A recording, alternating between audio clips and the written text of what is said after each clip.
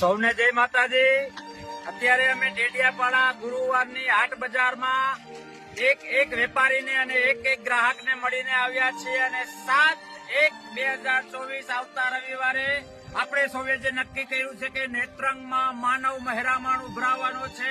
એનું આમંત્રણ અમે આપ્યું છે। અમને સૌને આનંદ છે કે જે લોકોને અમે આમંત્રણ પત્રિકા આપી એ લોકો અમને એવું કહે છે કે મહેનત ના કરો, અમે ઠામી લીધું છે,